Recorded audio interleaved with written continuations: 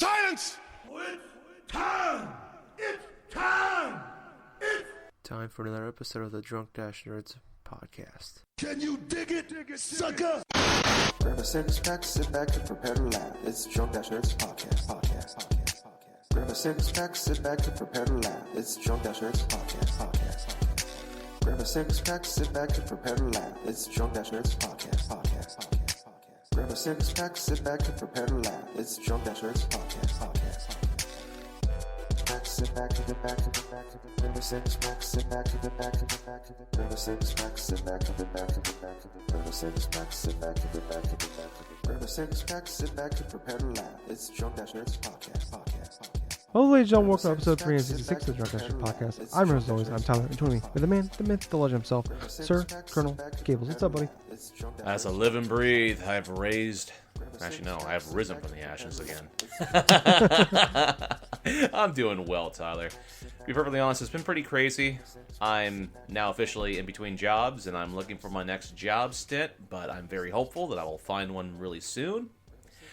Other than that, I've had a good time just kind of detoxing myself.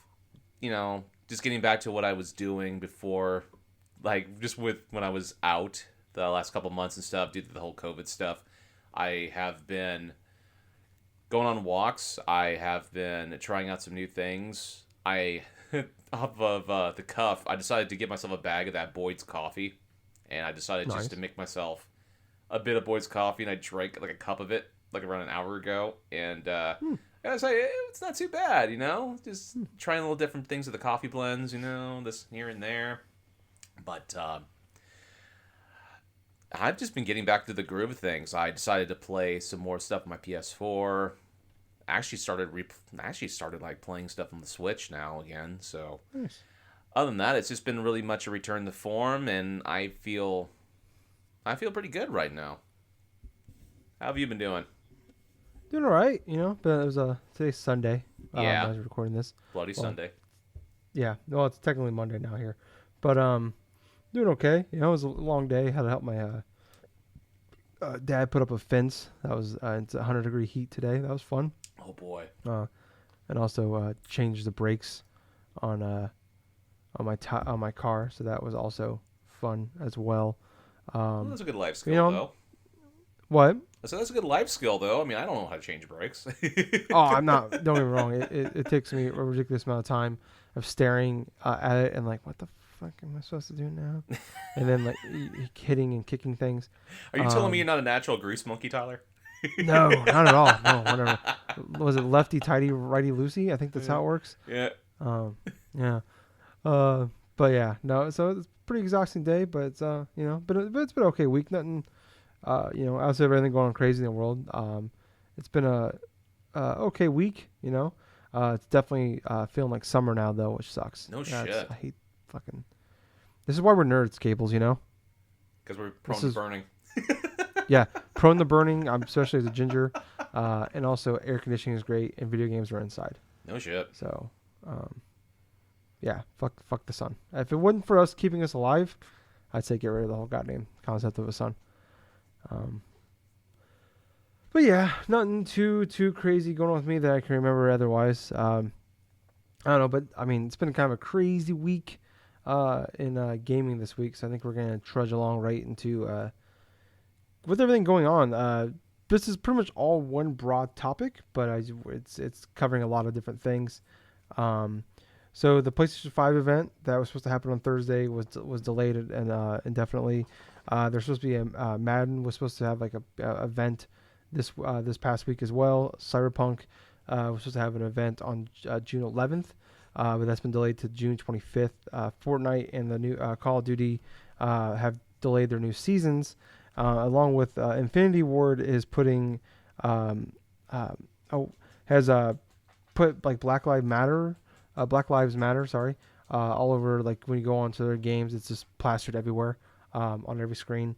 And then also has come out and said that they promise to help battle racism in their games. So interesting. Yeah, and we've also heard, you know, pretty much I think every big publisher out there has come out against everything that's been going on. They've been pro Black Lives Matter, which is awesome. EA, Ubisoft, Nintendo, Sony, Xbox. Like they're pretty much all on board with it, which is great to see. It's something we didn't see previously with all the other unfortunate killings and everything going on out there.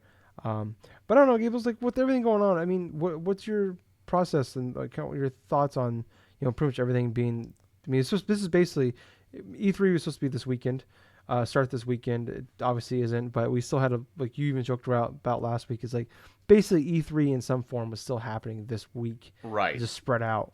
But obviously everything got pushed back. What kind of overall thoughts on everybody's decision making to kind of get out of this hell week? Well, honestly, when I think about it, I honestly did not remember that the thing was supposed to be happening by this week. The whole PS5 reveal, because everything else inside the news has been upon the George Floyd death, plus the Black Lives Matter movement that's been going across the United States. And quite honestly, it's gaming at this moment in time is just not very important.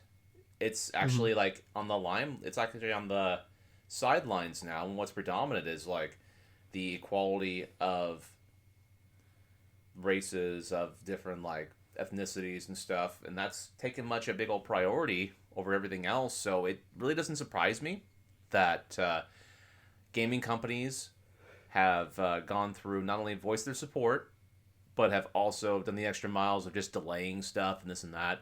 But I will say that I am impressed that it seems like a lot of the gaming companies and like everything else is just like on a united front. That's something I don't really see too often, unless like there's this big old like commonality of like support and stuff. Man, I mean, yeah, it's sad. I was looking forward to seeing what else was going to be unveiled for the PlayStation 5 stuff, but at the same time, if it's like another month or like another couple months or something like that, it's not going to really be that much of a factor for me. I mean, hell, I've waited so long to hear information anyway. What's a few months or what's a few weeks? And I believe that other gamers really should take this in the note that there's more things important in life than just video games. Human lives matter. Black lives matter. And quite honestly, there's just better things to do than just obsess upon just one thing at a time when there's more important things going on in the world. That's kind of like what I've felt during the past week. But what were your thoughts, Tyler? You put really well said what you said there. I love that.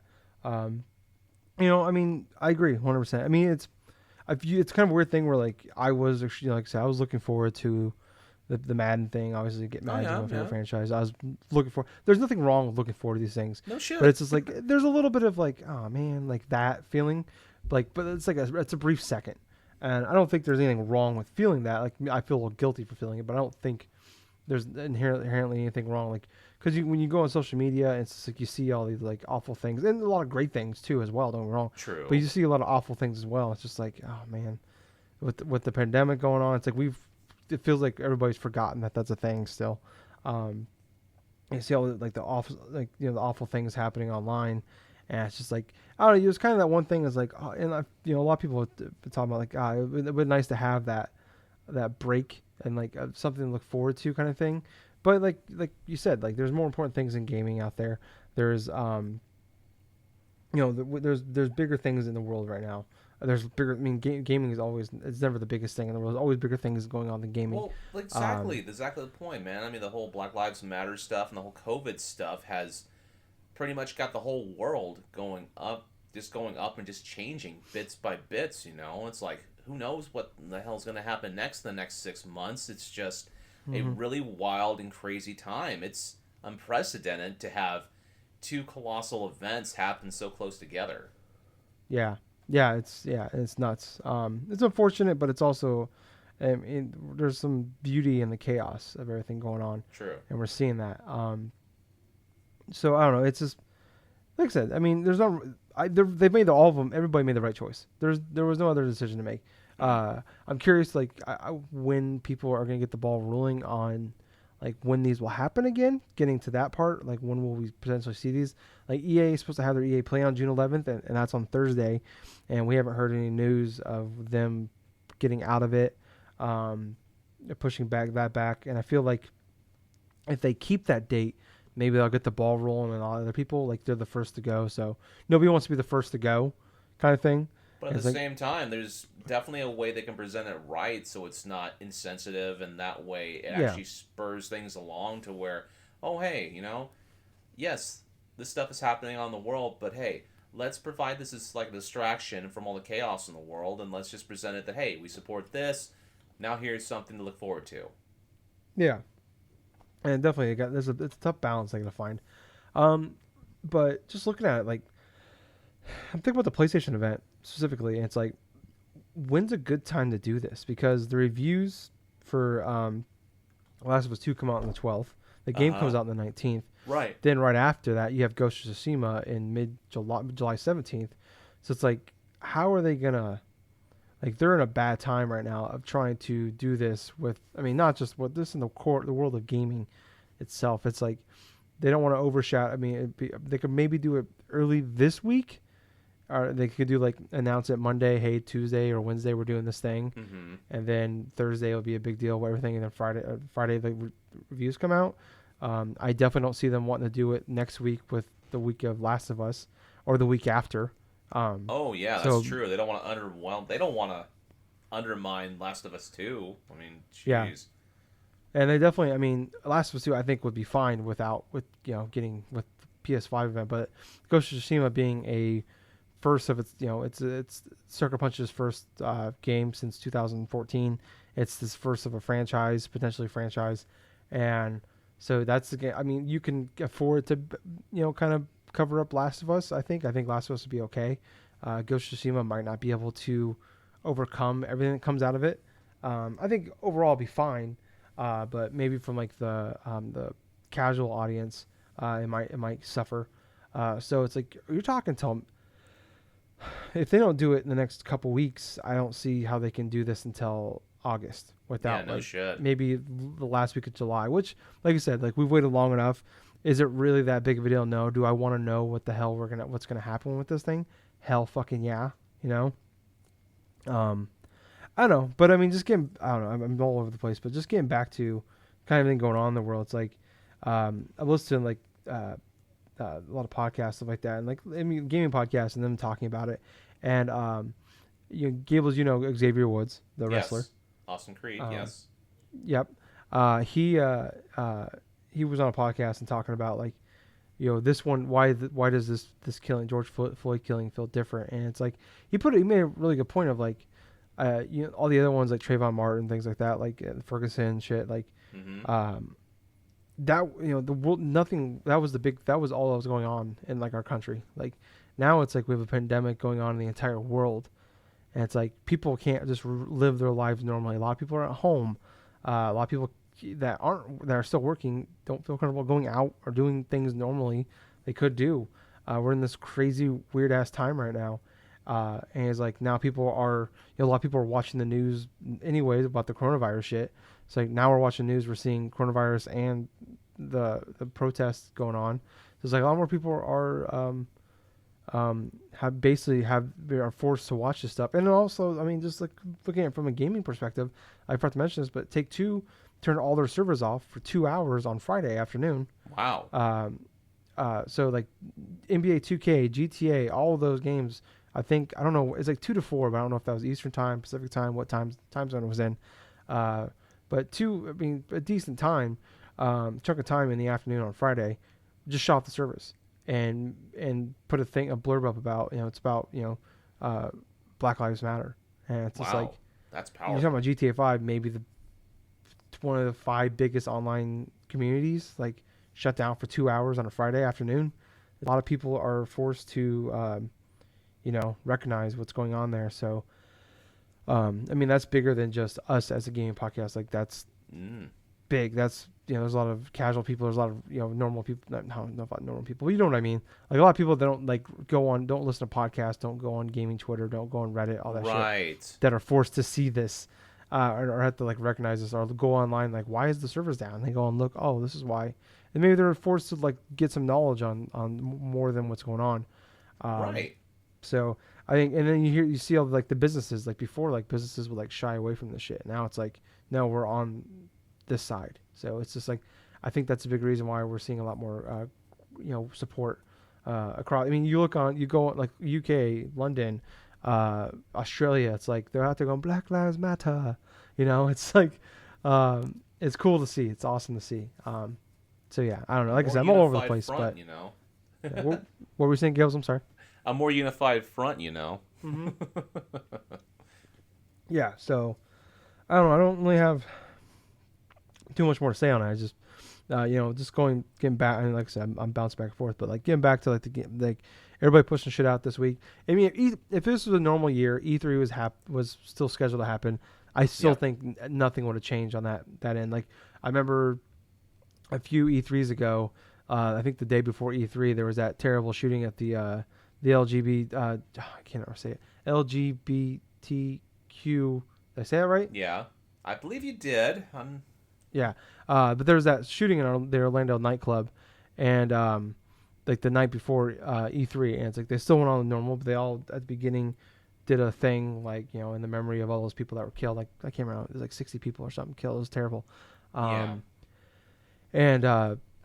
everything went on normal after that. I mean, I think like a couple games were pulled out. Like I think Red Dead Redemption 2 was supposed to be revealed that year, but there was supposed to be a shooting at a bar, an old saloon bar.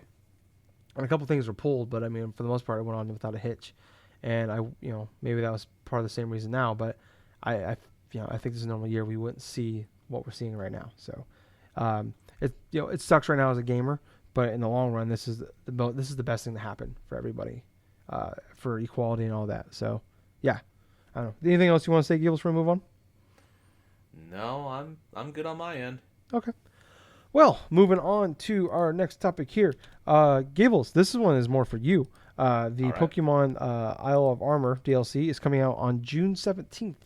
I know when they originally unveiled it back in, I want to say January, you were pretty excited about this. Going into this, like, we got some more details. There's a new trailer. What's your overall, excitement level thoughts on this? Well, my excitement level is pretty all right. The trailer in of itself was around 5 minutes long, I want to say. Mm-hmm. I'm trying to remember. I did watch the trailer. There were some new forms that I did see, like the Scalarian Slowbro. Oh, yeah. The Scalarian Slowbro is actually part poison type, part psychic, which I was pretty cool, but I kind of like his little hand cannon thing where his shell is... He actually has a hand cannon that shoots out poison and stuff. It's pretty fucking cool. But honestly, the Pokemon Company didn't really have to show much. I mean, I've already invested inside the DLC for the Pokemon Expansion Pass for Pokemon Sword. So I'm looking forward to that. I recently spent like about $30, and apparently that's good for both expansions. So I got the Sword one because obviously I have Pokemon Sword. I'm excited to try it out, to play it, see how it is. I pretty much know next to nothing about it, other than the fact that there's one part of the content has to do with like Urshifu and like this and that. But as far as which Pokemon are in it and how many different forms are going to be inside this DLC thing first, I'm just going in there blind. Oh, okay. I haven't really been searching a lot of Pokemon content since I finished Pokemon Sword last year. Oh, very cool. I'm definitely. I went back earlier this year. I think in January or February. I beat Pokemon Shield. And when this came out, I was definitely like. Actually, this is like when they announced the DLC. That's what I think brought me back to finish Pokemon Shield. Right. And I don't know. I don't know if I don't know. I feel like I'll probably eventually get around to playing this. Unfortunately, it comes out 2 days before Last of Us 2. And at that point, that's all that matters to me. Gaming wise, I should say. I should put that's gaming wise. All the Last of Us 2 is the only thing that's really gonna matter to me. But I don't know. I can't wait to hear what you have to say about it. Right. Because I know you being the hardcore fan, I'm curious. Like if they can't make you happy, it's definitely gonna be a thing. I don't think that's gonna make me too happy. Or something I want to get into. I don't know. I watched the video. There's no dialogue, but there was just a lot of screenshots, shit like that. So I want to see $30. That's not mean, depending on what's in there, that doesn't sound like it's too bad. If it's a decent amount of content for this one, I'm wondering because like Nintendo's been kind of iffy, pretty bad, I would say honestly, with their DLC. Like Smash and Mario Kart, they've been awesome about, but I would say everything else has been pretty, as far as paid one, been pretty lackluster. So I would love to see kind of like how this works out. And like usually on like a lot of ones, like their first DLC of a 2 DLC pack is just like filler, and then like but like the second one's the big one. So I'm curious, like that's what I want to know about is how you feel about this one, and then how you feel about the one that comes out in fall, the Crown Tundra. So I mean, from what I understand, it seems like both of them are supposed to be like standalone games. Honestly, from what I've been hearing. So I mean, honestly though, like, what are you looking at? Like, what would satisfy you out of this? What would satisfy me? Honestly, the core game is just as a whole improved. Kind of the way that I mean improved, like decent story of the DLC, decent amount of Pokemon that weren't in there before. Because apparently there's supposed to be Pokemon inside this DLC that initially was not inside the main game. So there are going to be some classic ones that are going to be returning back. But overall, I just want to see good quality stuff inside of this DLC package. I want to be able to enjoy the new Pokemon. I want to be able to enjoy the new characters and story. Honestly, I want it to be sort of like how I want to say, what is it? Ultra Sun and Ultra Moon, that DLC content. Yeah. That extra DLC content. Or even like that Delta episode for Pokemon Omega Ruby and Alpha Sapphire, where basically it was an extra DLC stuff, but it had some awesome battles and it had some awesome like additional storyline that was not even a part of the main game. Just stuff like that I want. Okay. So it's going to be interesting to see when this first expansion pack comes out on the 17th, how it's going to be. Yeah. Oh, cool, man. Yeah, I like I said, I'm curious what you had to say about it in a couple weeks, and we'll find out. But yeah. I'm looking forward to it. I would like to. I definitely enjoyed Pokemon Shield and would like a reason to go back and play some more later this year. But moving on to our next topic, Gables, the fucking Game Gear Minis, man. This is the thing that was announced. I'm just gonna read kind of this article here from Polygon. Okay. So it says Sega is reviving their 1990 handheld, the Game Gear, as a mini retro console for the company's 60th anniversary. The Sega Game... Oh, I'm sorry, not the mini. It's the Sega Game Gear Micro. Will be released in Japan this October. As of right now, it's only Japan. And it may be the strangest retro device yet. The system will come in 4 different colors. Each color comes with 4 games built in. Each one costs about $46 American. It comes out October 6th. The Micro is very small. It's 3.15 inches. It is an inch and a half tall, and the screen is 1.15 inches, about a third of the size of the original Game Gear LCD screen. And it's actually even smaller than the Game Boy Micro screen. So there's 4 colors. Each color comes with 4 games. The black one comes with Sonic the Hedgehog, Puyo Puyo 2. God damn it, I said it, Gables. I got it this time. You actually said it on the first try. That's awesome. Yes. Took me 3 years, but I got it. Outrun, Royal Stone are the other 2 for the black one. There's this like light blue one that looks pretty sexy. It's got Sonic and Tails, Gunstar Heroes, Sylvan Tail, and Baku Baku Animal. The yellow one has Shining Force Gaiden, Shining Force Gaiden 2, Shining Force Gaiden Final Conflict, and Nazo Puyo Arle no Rocks. And then the red one has Megami Tensei Gaiden Last Bible, Megami Tensei Gaiden Last Bible Special, the GG's Shinobi, and Columns. So to be fair, though, a lot of these games that they're on here that didn't actually never came to the United States. So a lot of these games are exclusive. I mean, like I said, this is only coming in Japan, so a lot of these games never made it here. on these, so that's why I couldn't pronounce half of them, or don't. I mean, I'm sure most people don't know what most of these games are. And also you can use a AA, but I guess it does have like a USB charge. Yeah, it would be powered by 2 AAA batteries, but can also be powered by a USB micro cable. So. Okay.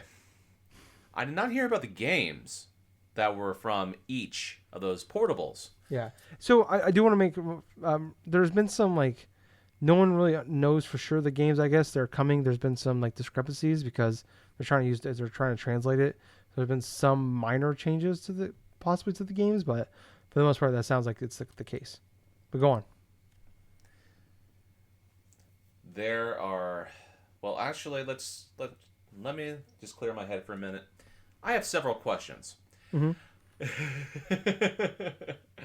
One, why the hell is this freaking Game Gear so damn small? Smaller than a Game Boy Micro screen. 2, $50 for 4 games for that size of a Game Gear. It quintessentially reminds me of a freaking Tiger Electronic product. Yeah, right? I cannot... No. Even the Sega Genesis Mini was $60. That thing initially... Oh, man, was it $60 or was it $80? I forget. But oh, my gosh. But what I'm saying is, there was so much bang for your buck for those micro consoles. Like, Sega put out a Genesis Mini where it was freaking not that more expensive than what they're doing for this Game Gear one. But that thing had about 30 games. It was $50, by the way. Okay, $50 for some of their best games of all time that they have on that system. Give or take some licensed games, but hell, no freaking miniature console was perfect. But for the Game Gear, 4 games? That small? Oh, man, I'll tell you what, the biggest disappointing thing leading up to that, it was just the hype from Sega, saying, oh, this is unprecedented, this is something that is going to be shaking the industry right here. And then all of a sudden, it's just the reveal of the Game Gear Mini, and everybody's like, what the fuck?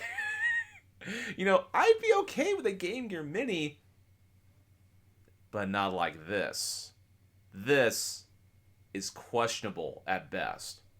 You have a screen on a portable that any normal person will not be able to see unless they have a freaking like a freaking magnifying glass, perhaps. But even with the Game Boy Micro, it's small enough, but the quality of the screen is fine. Yeah. For some of those older Game Gear games, I can attest, I've played my fair share of Game Gear. Having that big of a screen is actually pretty beneficial. I know the Game Gear was huge, lunky, and took about 6 AA batteries, and it was a massive hog that I had to plug into the damn wall in order to enjoy. But I'm still laughing that the damn thing takes batteries. Yeah, right? Oh, my lord. I'm surprised the thing's big enough to fit batteries. Okay. I do love that it comes in different colors. These were what the colors were for the Game Gear back in the day, apparently. Yeah. The black one, yellow, red, blue. They nailed the color selection.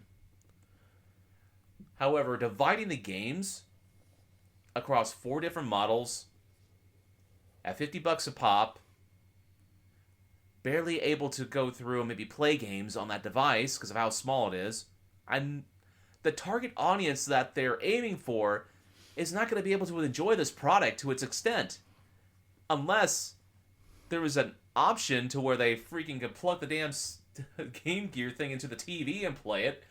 But I don't think there's a plug and play option for that. No, there's not. There's the headphone jack. Oh yeah, that's that's a headphone jack. Yeah, that's nice. You have a power button. You have a headphone jack. Oh boy, I just don't get how they could put out a product like the Sega Genesis Mini and then come back and have a Game Gear Mini that not only looks worse, has less games, very expensive for what they're initially going to call for it, but man, I don't like this at all. Absolutely not. This is worse. And in some perspective, it feels worse than the PlayStation Classic. Oh God, yeah. But hopefully the ports of the games are not going to be just random European ports that run on different hertz. Jesus criminy. I still can't believe that Sony put out an official product and they did not even bother to change the frequency of the European games to the US. Because for those who don't know, the hertz inside of Europe is smaller. It's different. It's lower than what the hertz are for freaking US. Was it 60 hertz or something standard I'm for not US? sure. I think, yeah, 60 hertz for US, yeah. Yeah, 60 hertz, and I think it's like 55 or some weird stuff in Europe or whatever. Quintessentially, what that means is the gameplay would be slower upon when you're playing it. It wouldn't be as fluid. There would be a little bit of slowdown. It'd be this and that. So I'm hoping that's not going to be the case for, say, this this Game Gear Classic. I mean, it's not difficult to emulate Game Gear games. I'm be perfectly honest with you. It doesn't take that much difficulty to do that. But yeah, man, I'm at a loss, dude. Yeah. So what do you think? I the first time I saw this thing, I burst into laughter. It's kind of the same reaction Courtney had the first time she saw me naked. Yeah. I laughed, but then I'm like, oh, I get it now. Yeah. Oh no. I get it now. Who is this for? You know, it's like, can you put it on a keychain? Is that something supposed to do with it? Like, oh, it's a cute little keychain thing.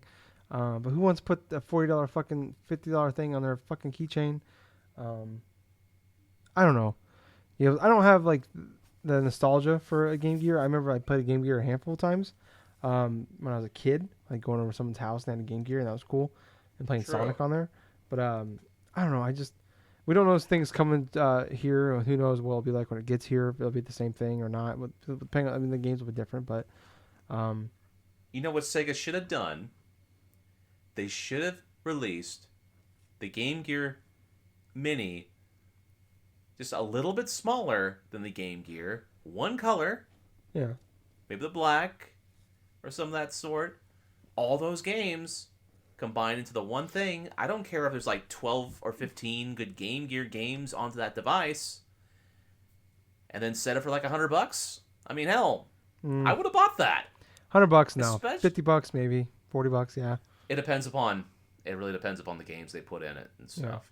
Yeah. Because a lot of those games that you were mentioning that were translated from, some of those are very niche games. Yeah. Very expensive niche games. Shining Force, Megami Tensei. I mean, there's some great games, obviously, for Game Gear. I've played Sonic the Hedgehog 2 and that thing, and it's fun. It's a good game. I mean, there are some good Sonic games on that device. Puyo Puyo, great puzzle game, this and that, but point being, there were other ways to perfect and have this a more appealing device, and they chose the most wild, uncoordinated thing possible to release onto the masses. Yeah. I mean, I don't even want to, I don't like to try to be the like Nintendo like fanboy guy, because I'm definitely not. I love Nintendo a lot, and I bash them probably more than anybody. Maybe not more than anybody, but as far as someone that loves Nintendo, I bash them a lot, and you know that, Gables. Right.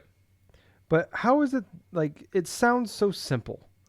Like the NES Classic and the SNES Classic, like, they sound so simple and so easy. Like, it's a beautiful idea. Let's just make the thing that all these people that people have nostalgia for, make them smaller, make a smaller version of it, and put all the best games on it, and then sell it for an affordable price right before holidays. Oh, man. And nobody else can do it. Yeah. I know, right? It Sony- doesn't make sense to me. Yeah, Sony's fucked it up. Sega's fucked it up twice. Like, Yep. I don't get it. I don't want, like, this sounds so easy to do, and nobody can do it. And it all seems to be messed up in certain aspects, you know, like the conversion of, like, say, hertz on Sony's part, or in Sega filing with the freaking different company to try to put out multiple Genesis classic stuff over the years, and then finally go with like another company that was fairly competent, and now they have a really great plug-in miniature Sega Genesis console. But honestly, let's address the elephant in the room. Nintendo knows how to make a great quality plug-and-play retro system. Doesn't matter if it's the NES or the SNES Classic or something. Hell, I'm still holding out for a Game Boy Classic because that would be freaking fun as hell. But I would love to have the GameCube Classic, but that's oh my god, an N64 or a GameCube Classic would be amazing now. I just want the mini GameCube. That's all. Give me the jet black one. Oh gosh. Or give me a spice one, you know that I have an indigo and a freaking black one, dude. If I get like a spice GameCube mini, that'd be fun. Remember, I had the jet black and the platinum. I had those two. Oh man, the platinum, man, that would have been. Oh. Okay, now we're just rambling here. Yeah, I don't care, man. God damn, I want that so bad. Because I mean, that just shows you how little we have interest in this stupid fucking thing. Yeah. I mean, and like I said, I don't have the nostalgia for. I had it. I'm never a Sega kid growing up. I never really I played Sonic. I enjoyed Sonic for what it was, but wasn't never big into like the Streets of Rage is my favorite thing about Sega, honestly. So I don't know. I don't have the nostalgia for it. I don't have the nostalgia for Game Gear, but I don't know. It's just like it just sounds so simple. Like make it slightly smaller. Put all the best games on there, and then fucking release it. That's it. Yep. I don't. Absolutely. Yeah, it's unfathomable. I don't understand. Speaking of things that should be really easy, but can't fucking nobody seem to do. WWE 2K, Gables. So 2K21 has been canceled for this year. That's been something that's been talked about for a while back since I think April. And they're releasing that WWE Battlegrounds game that looks just like hot garbage, right, Gables? Yeah, it does look like hot garbage. Yeah, but I'm holding out hope that maybe it's like if it's like a $15 game, it could be fun.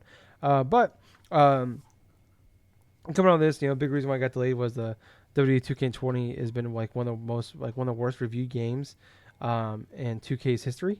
Mostly because of technical glitches and issues, but I mean that's been something that's been going on for years with the WWE 2K games. But one of the big things that they were looking at is there's there's 6 pillars that they look at for this game, for the franchise. One of them is the gameplay, which seems like the most important thing, maybe. Outside of the technical issues, is maybe the biggest issue. Is even when the game works right, the game's not really fun to play. Exactly. Yeah, and like a lot of games are fun. It's like Madden's fun sim game, FIFA. Like people love like MLB The Show. Like sports games, people want the realistic of like. And like I said, I love, like I said earlier, Madden's my favorite franchise. It's like I love the realism of that, but I also love the like NFL Street games. I miss those games. NBA Street as well. But one of the things that one of the main people, I can't find the name of the guy who's working on it, but he's one of the heads of the 2K games. He says we're looking at a lot of things. Most importantly, we're looking at the much loved previous games like No Mercy or SmackDown. Here Comes the Pain, along with top franchise installments and more modern wrestling and fighting games to build an all new philosophical foundation. Philosophical? I don't know that word. Foundation for the game. So I don't know. Gables, like we talked about back when it came out the news that this year's game was being canceled and our hopes and dreams, but like this is kind of what we wanted. I don't know, like where does this put you at? Does it give you some hope? They're looking in the right direction, so that's a positive. Mm-hmm. On top of that, it kind of concerns me a bit in regards to they are going to be going ahead and looking into things such as SmackDown, Here Comes the Pain, WWF No Mercy, obviously some older games in that regards.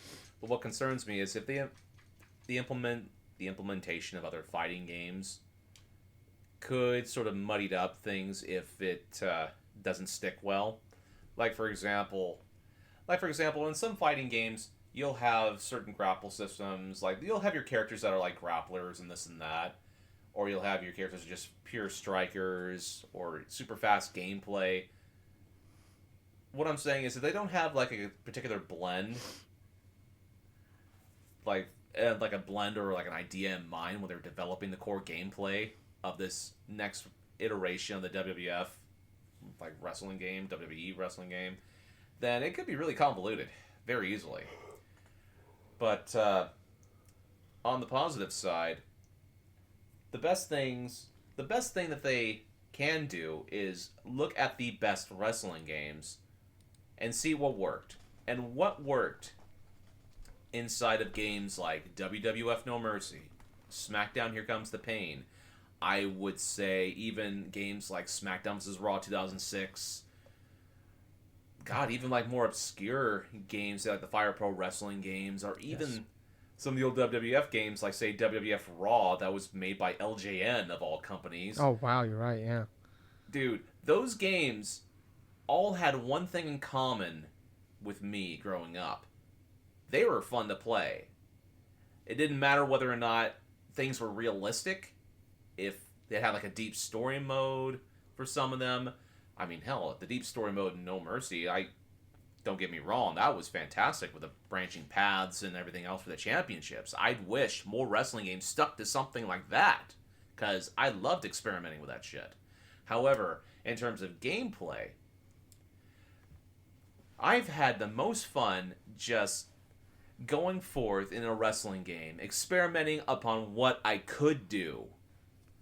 I spent hours in No Mercy setting up tables, setting up ladders, seeing if I could jump off ladders, landing on wrestlers through tables, this and that. I had a ball just experimenting with the limited move sets and whatever the hell else that was inside these games, what I could get away with without breaking the game. And then finding those little hints and those little caveats of, oh, hey, if I went through and Irish whipped someone inside the corner and then pressed the Alt button to flip, like kind of like turn them, or put them in a trio O position, or just turn them back, just do like a back grapple against the ropes or something like that, and then just do like a super backdrop or something from the top rope, those intricate things from the basic gameplays of games like No Mercy and SmackDown Here Comes the Pain, those were the most fun parts to learn, in my honest opinion. It didn't matter what characters were there, what character rosters. I mean, No Mercy had a huge roster of characters. Here Comes the Pain, I mean, they had a lot of WWF legends, because that was that period inside of the WWF where a lot of the old guard from the Attitude Era had already left. It was 2003. Brock Lesnar was still young and still up and coming. Guys like John Cena, like the next generation, guys like John Cena, Randy Orton and stuff, and even Edge starting to come into his own and this and that, was around that particular era. But fun match types, fun gameplay, all of those are important to get right if you want a fantastic wrestling game. And what 2K has to do is not just say they're going to cite them, but insert the best elements of that gameplay and that curiosity in order for them to earn trust in people again to buy their product. They do not have people's trust anymore after 2K20's debacle. So it's interesting to see where they're going to go after this year is done. With the freaking Battleground stuff, who knows? I'm optimistic. Yeah, I'm just optimistic at this point in time. Yeah, it gives you something to look forward to, definitely. In the world of wrestling games, like said, like it seems so simple. You look at we had a very basic formula until the last 5-6 years of how to make a fun wrestling game. And it's just we tried to we went to Simi, and it's just maybe one of those things where maybe wrestling isn't a very fun simulation game. The whole rock, paper, scissors kind of thing when you grapple, and just the randomness of the game. They just don't feel fluid. They feel slow. It just doesn't translate well. And a lot of things don't. I don't play wrestling games. That's just the thing, man. It's I don't play wrestling games for realism. I play it to have fun. Yeah. It's like I don't want to like if I was playing those big buck hunter games, like I don't want a realistic one where I'm like walking around for 6-7 hours waiting for hopefully see a buck. You know, it's like that's not fun. You know, it's like it's the same idea. So some things don't translate, and just it's I don't know. The key is like can they do it? Like, and maybe they can. I hope they can because like it'd be awesome to have a wrestling game that has all of your favorite wrestlers in it, current and old ones, and it looks gorgeous as you know they have the production, they have the money to do it, and also it can just be fun to play. Like it has all the match types you want. It has Hell in a Cell, has ladder matches, street fights, everything you want. It has all the TLC matches, all the things you can't get anywhere else, along with all the biggest names in wrestling that you want to play as, pretty much, except for, maybe a dozen or 20 that aren't with WWE right now. So I don't know. I mean, I hope that this works. It'd be awesome because I played there's been I've dabbled here and there in the wrestling games, and some of them have been kind of fun for a little bit, but it's like, it wears on you.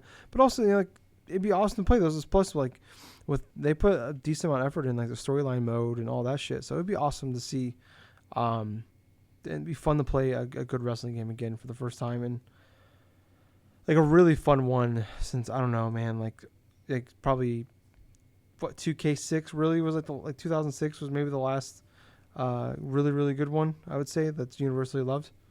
You would say that, 2006, SmackDown vs. Raw 2006 was the most universally loved last one.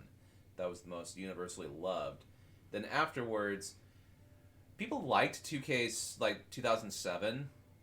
2008 was a step in the wrong direction. Honestly, a lot of people really loved, SmackDown vs. Raw 2007 for the Xbox 360. Yeah.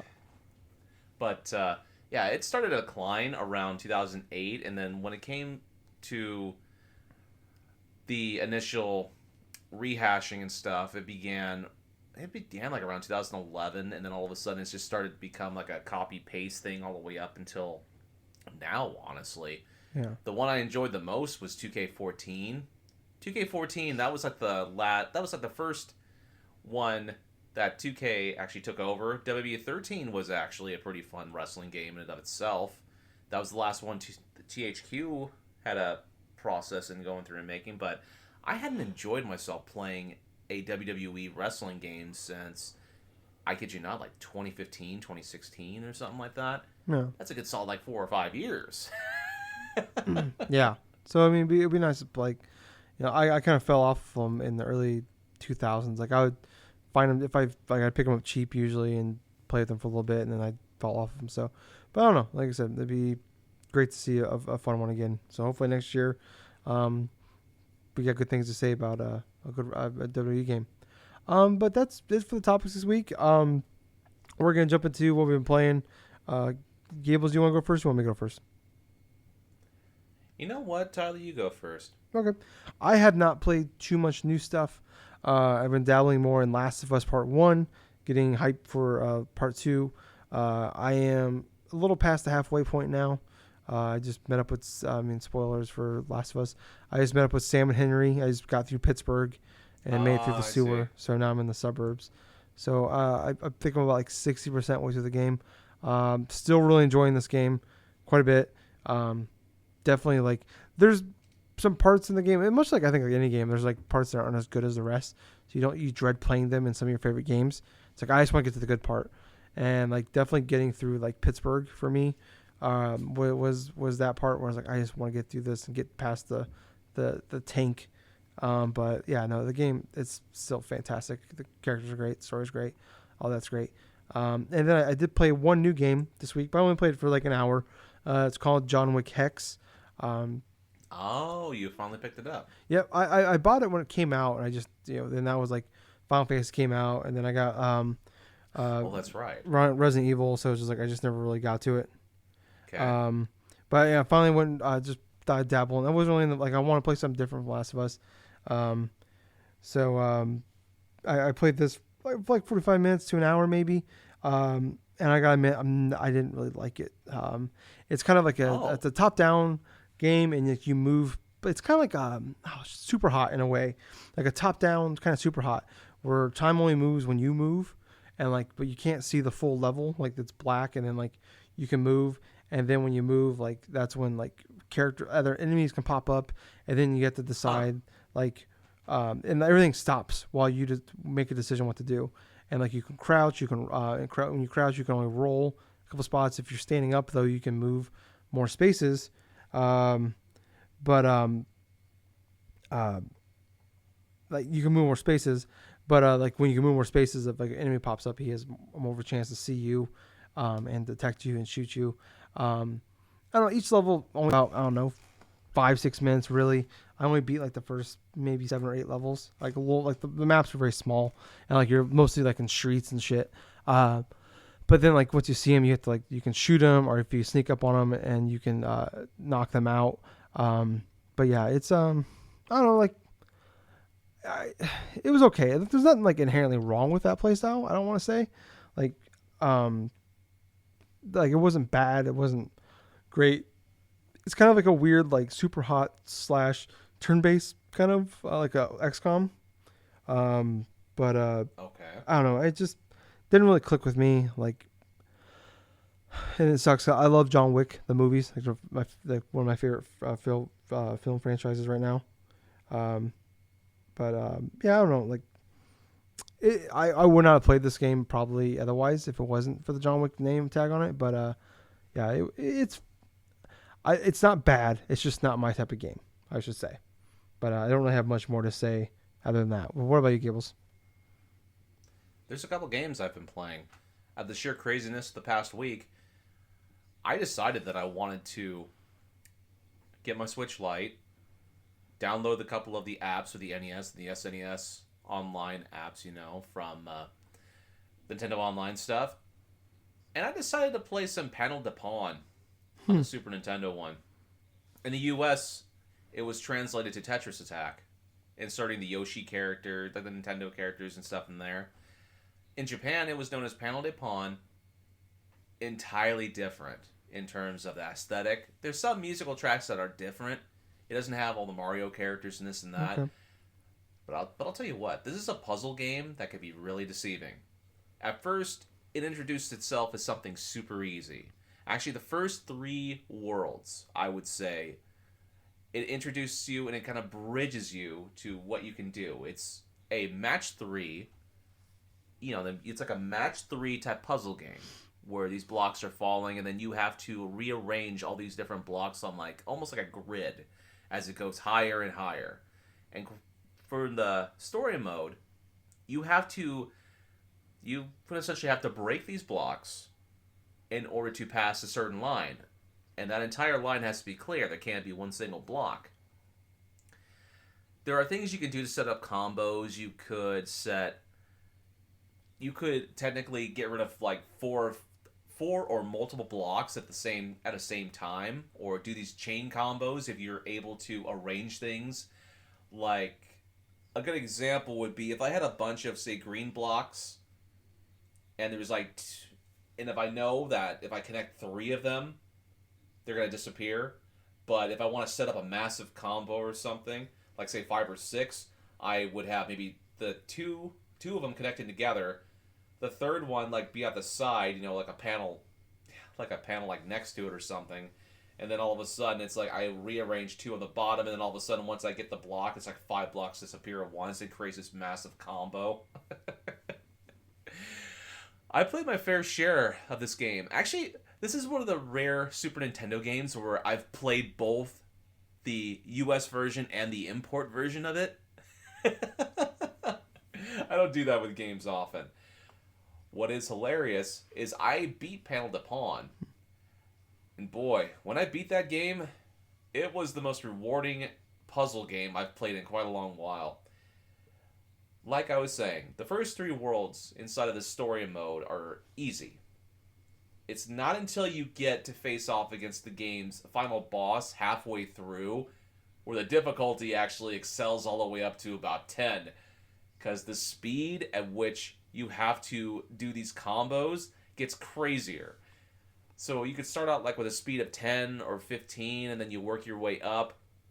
By the time I ended the story mode for Panel de Pawn, I was going up to speeds of 50, like 40 something, 50 something, and I was having a hard time keeping up because the blocks would be coming up so fast, and then the music gets frantic as soon as the blocks get closer and closer to the top. Because if it hits the top, it's game over. So here I am going through each world. I'm going through these worlds, these stages in chunks. Man, I'll tell you what, it was pretty damn satisfying just connecting all these random combos and just blazing through a lot of the levels. The design and the music is so fun. It's quirky, it's this and that. But like I was saying before, the last portion of the game where you face off against this final boss was rewarding. Quintessentially, he has this huge health bar where you have to connect more than, say, 4 or 5 blocks in actually order to do damage against him. What I did is I had to set up multiple different types of combos. I had to recognize, okay, where are these clusters of 4 or 5 blocks inside this big old grid? Because when you're at the last stage, the grid is almost all the way up to the top already, so you have to do split-second decisions in order to get all of these blocks disappeared so you can create these massive combos, or just to clear things off, maybe pull a block above or below. There was some technical bullshit going on here that my mind was just racing, trying to excel. And the scariest part about it is I was adjusting really fast with the gameplay.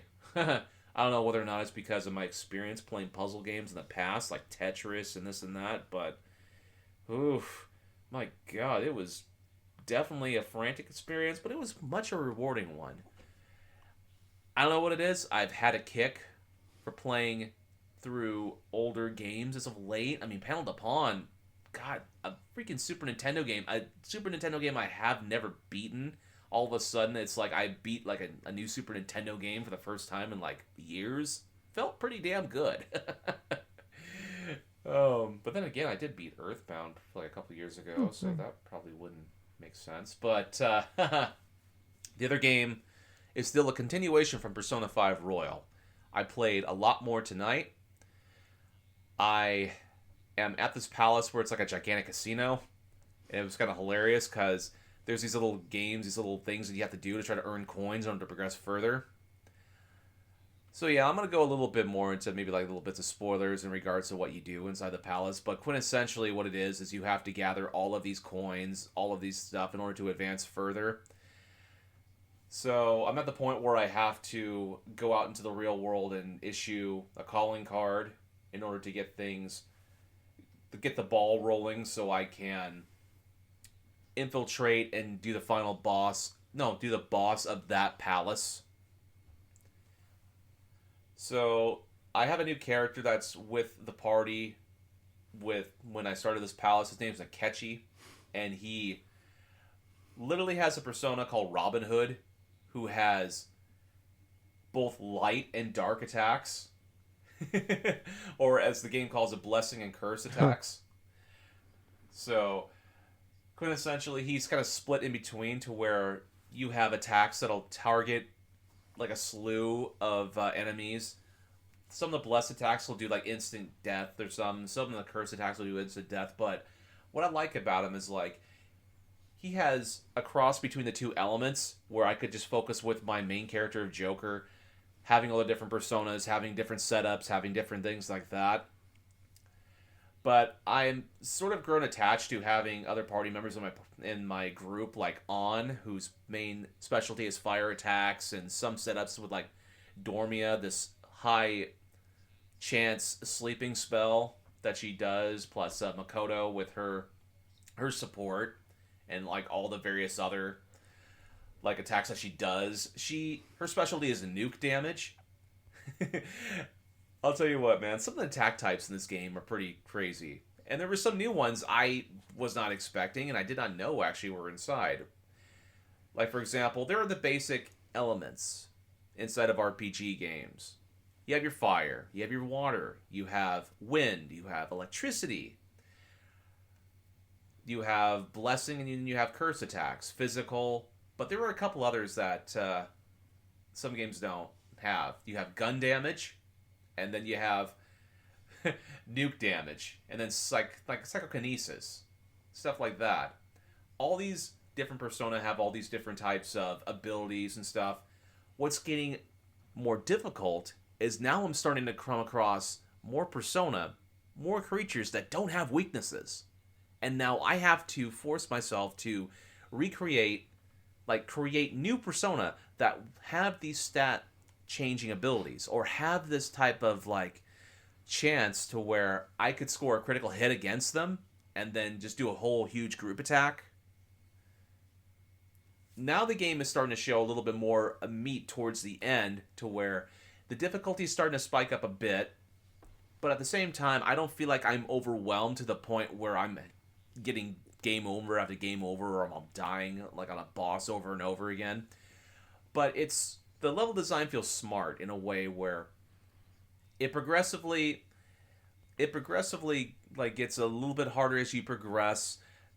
Up until this point, you've had persona and you've had bosses that were weak against specific elements, and now all of a sudden towards the tail end of this game, you're coming across a lot of these monsters that don't have a lot of weaknesses, but they have some bit of repel against certain elements in general, or against physical or gun attacks. But the fun part about it is you can recruit those same persona and have those same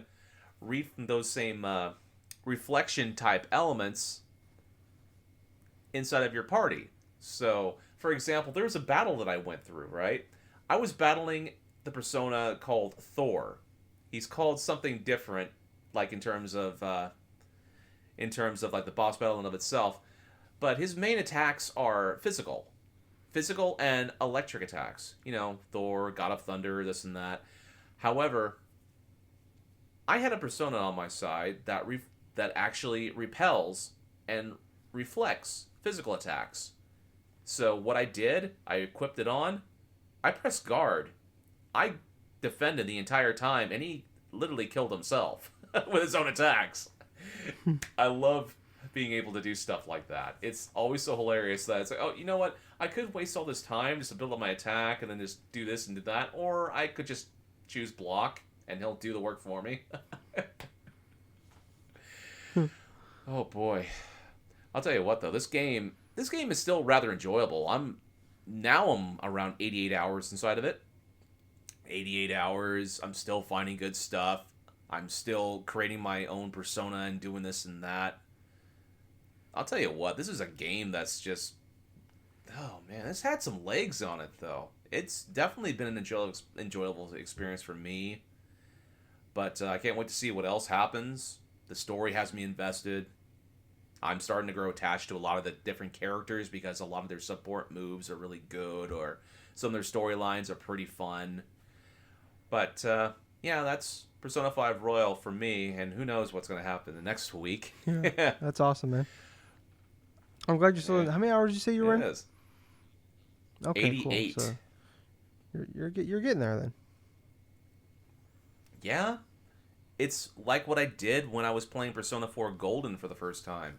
That was my first Persona game. And I had over 100 hours in that damn thing because the story was so good, so invested, and kept me going. A lot of my extra time playing that game was through grinding inside dungeons, getting specific monsters, completing a lot of different elements of social events. And towards the end of it, I was just like, okay, I gotta do this, progress through my day. And it's starting to feel that way now with Persona 5 Royal.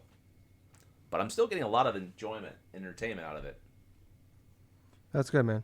I'm glad you're, 86 hours in and something to blast. That's awesome. Like I say every week, I wish I can get. I wish I can get in that game, or I think I could get in that game. I wish I had the time to get in that game, but we're so close. We're so close, Gables, to Last of Us 2. So close. I know. I feel it in my loins. No. But anyways, that will I think wrap it up for the week for us guys. Thank you so much for listening. If you want to hear more from us, see more from us, we are on Twitter, Facebook. We have a page and group there. Twitch.tv/Drunk Nerds Podcast, on YouTube, Spotify, iTunes, all those places. Just look up Drunk Nerds Podcast, Drunk-Nerds, Drunk Nerds, any of those forums. You'll find us on there. Like us, follow, subscribe, heart, thumbs up, leave comments. share it, whatever you can do to help us. Really appreciate it if you do that for us. So yeah, thank you guys so much for listening. I was Tyler. I've been Colonel Gables. Until next time, everyone, I hope you have a peaceful time. I hope that you're able to find enjoyment out of the stuff that you do. But most importantly of all, thank you for listening to another fun-filled episode of the Drunk Nerds podcast. Too sweet. Yeah. Bye, guys. See ya.